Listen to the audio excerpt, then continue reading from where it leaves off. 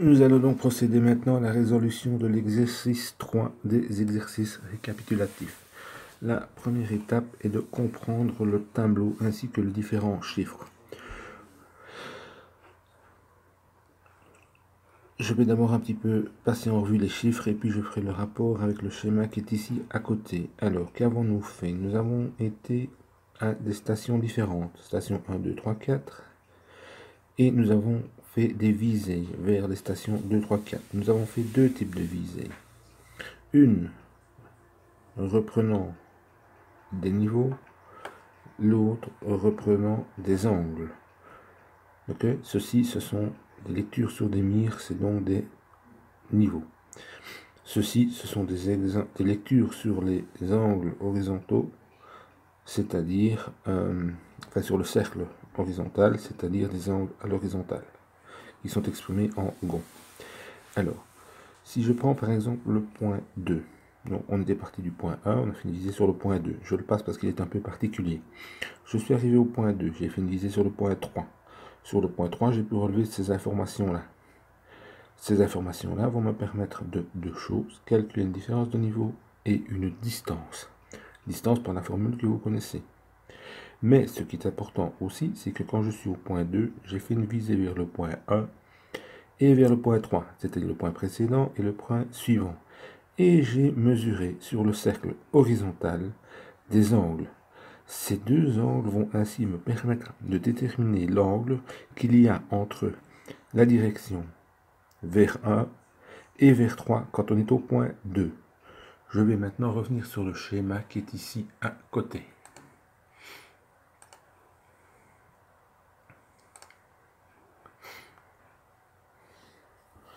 Donc, lorsque j'étais au point 2, ceci est le point 1. Je vais voir si je sais écrire en plus gros. Ouais.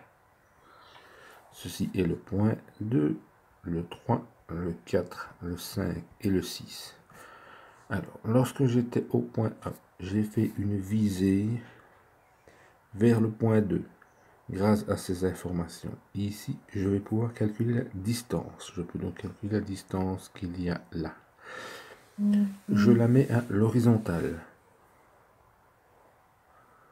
Tout simplement parce que je n'ai aucun repère par rapport à une direction quelconque. D'accord? On verra ça dans les exercices suivants. Ensuite, je suis passé au point 2. Je suis passé au point 2. Au point 2, j'ai fait une visée vers le point 3. J'ai pu faire des lectures sur la mire. Ces lectures vont me permettre de déterminer la distance qui se trouve ici. Et puis ensuite, je vais exploiter ces chiffres-là. J'étais au point 2. J'ai fait une visée vers le point 1. Vers le point 1.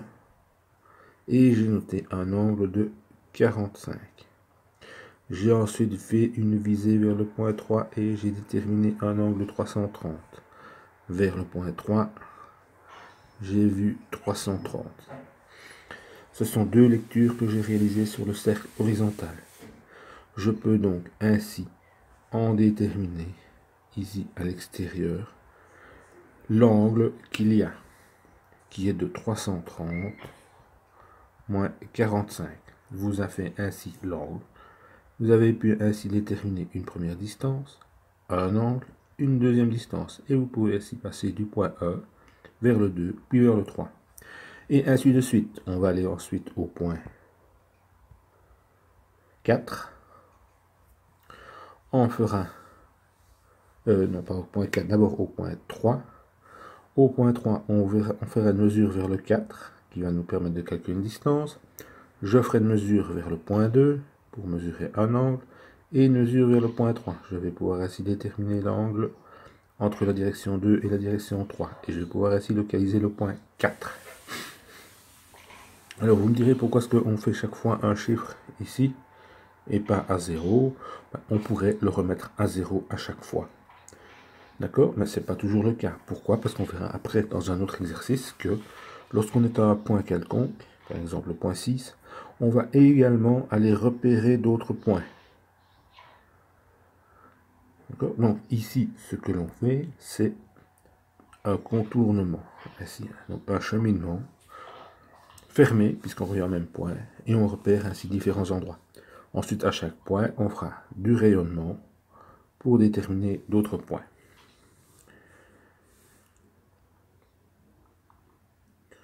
Ensuite, une fois que vous avez compris le principe, vous pouvez calculer ici les angles, ce qu'on vient de faire.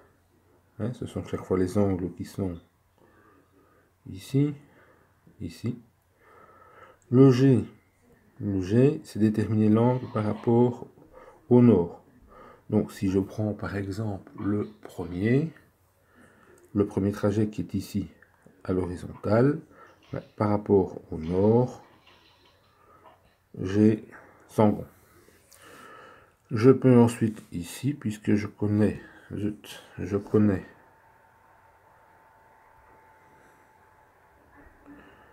ici l'angle entre ce point-là et ce point-là, ainsi que les autres angles, je vais pouvoir déterminer ce qui est important, c'est-à-dire l'angle qui se trouve ici.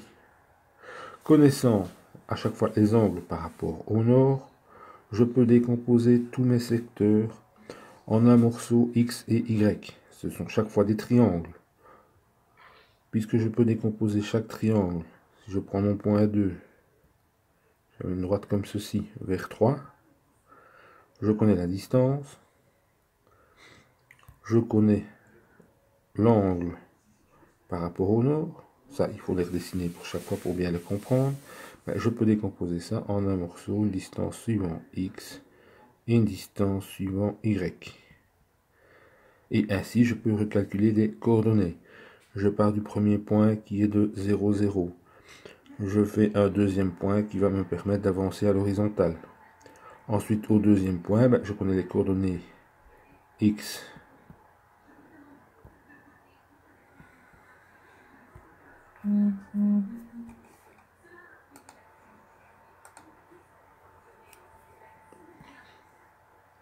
X, Y du point 2.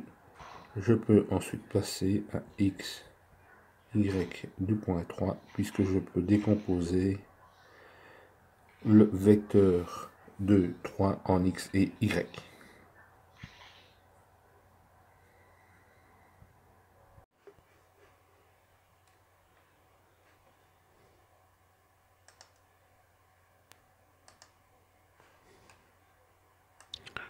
Bien, nous allons maintenant regarder un peu plus en détail les différents chiffres dans le tableau. Alors, les points que vous avez ici, 1, 2, 3, 4, 5, 6, correspondent aux stations qui sont 1, 2, 3, 4, 5, 6. La 7 étant le retour au point 1.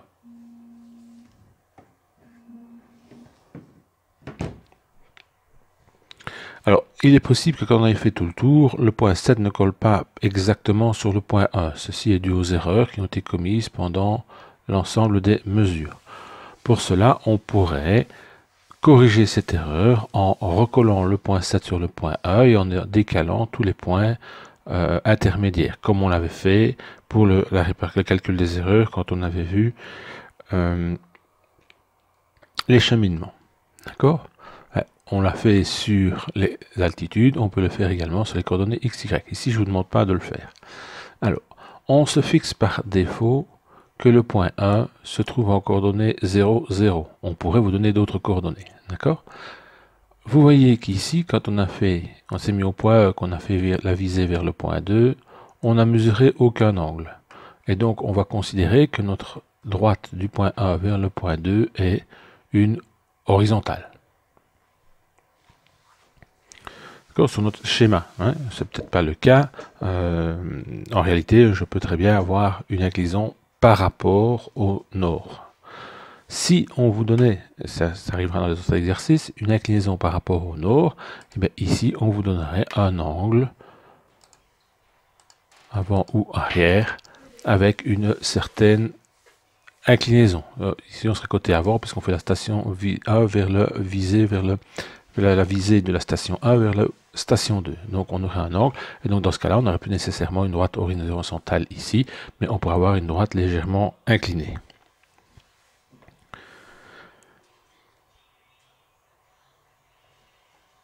quand je me suis placé à la station A, j'ai visé vers la station 2, j'ai donc fait mes différentes mesures. Je peux donc calculer la distance entre le point A et le point 2. Ça, je vous laisse vous rappeler de la technique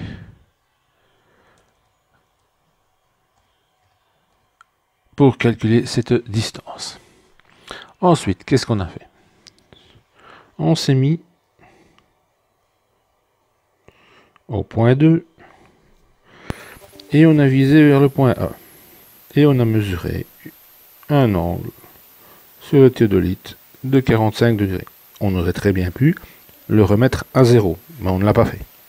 Puis on a visé, donc on était au point 2, on a fait une visée vers le point A, puis on a visé vers le point 3 qui est ici.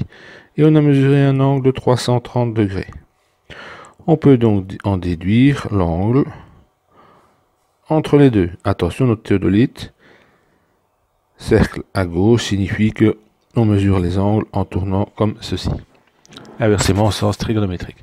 Donc mon angle entre 2A et 2,3 est de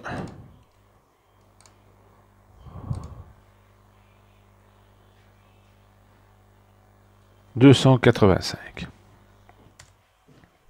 gonds.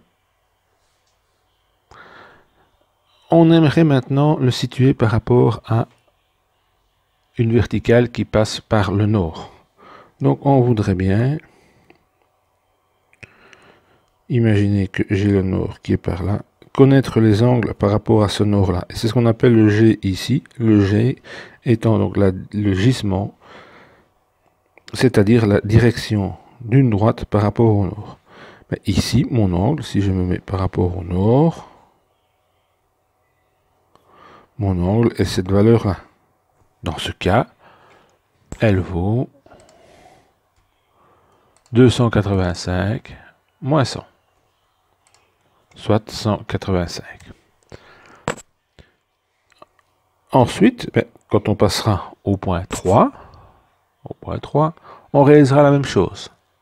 On fera une visée de 3 vers 2 et de 3 vers 4 avec des angles. Et on pourra ainsi déterminer l'angle qui se trouve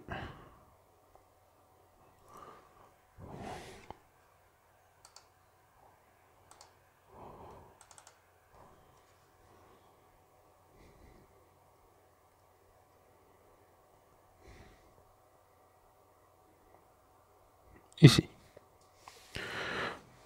D'accord? Alors, maintenant, pourquoi est-ce qu'on parle de G en gonds et de G en radians? Tout simplement parce que Excel travaille en radians.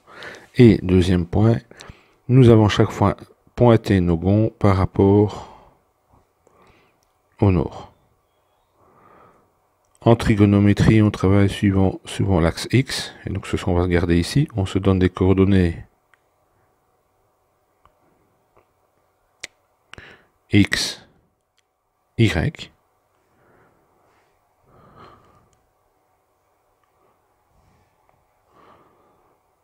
X, Y. Donc, si je prends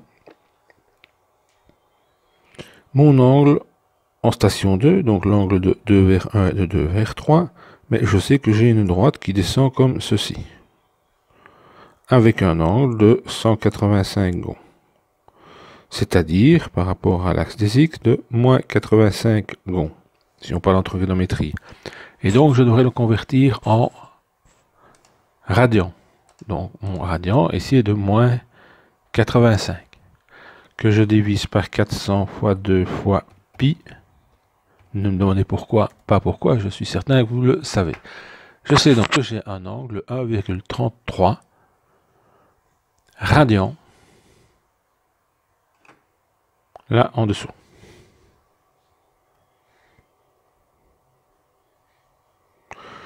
Maintenant, j'ai donc un triangle pour lequel je connais la distance et l'angle. Je peux donc le décomposer en mesure X et en mesure Y. Je connais la distance entre les deux, qui est dans ce cas-ci 2 vers 3. On ne l'a pas encore noté, mais elle vaudra de 2 vers 3.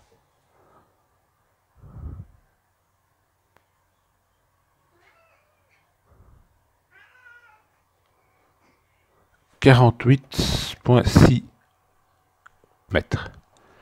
Je peux donc décomposer suivant x et suivant y. Suivant x plus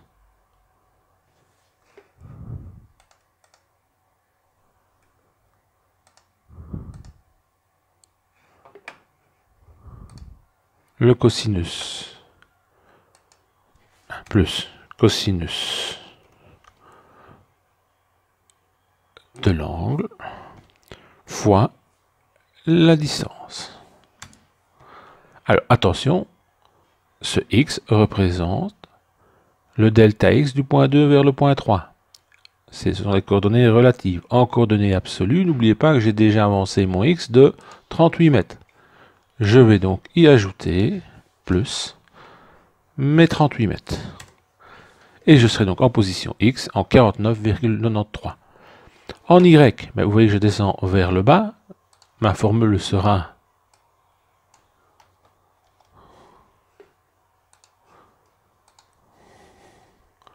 le sinus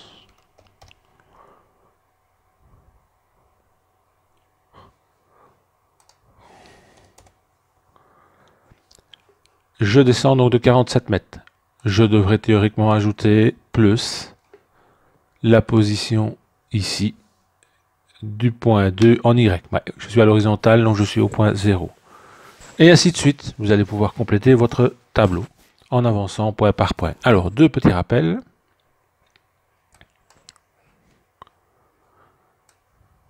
Ah, c'est pas terrible ça.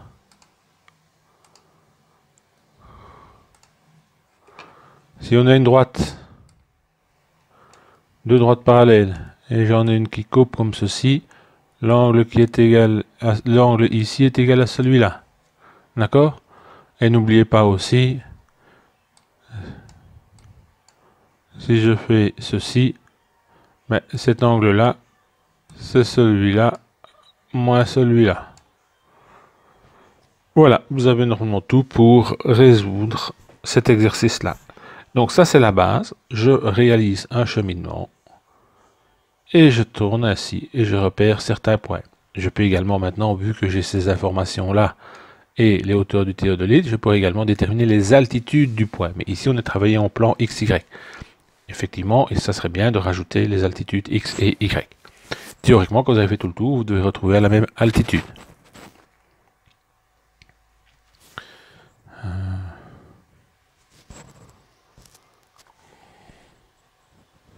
Oui, donc ce que j'en ai peut-être déjà parlé, ce que l'on peut également faire, c'est quand on fait notre tour comme ça, on peut s'arrêter à un point, je m'arrête par exemple ici au point 5, et faire des visées vers d'autres points, qui seraient supplémentaires. D'accord? Dans ce cas-là, puisque j'ai mesuré des angles, quand j'étais ici, j'ai fait des mesures des angles vers le point précédent et le point suivant, j'ai deux repères, mais rien ne m'interdit, donc j'en ai un qui est par là et un qui est par là, de mesurer également des angles, on voit pas grand chose avec ça, un peu partout, un là, un là, un là, un là, ok? J'ai fait mes mesures des angles, j'ai fait chaque fois des mesures de distance, je coordonnais les coordonnées de ce point-là, je recherche le gisement de chaque droite, c'est-à-dire l'orientation par rapport au nord, et je calcule, connaissant l'angle, je calcule le delta x, le delta y que j'ajoute au point de base. Et je peux ainsi calculer les coordonnées de l'ensemble des points.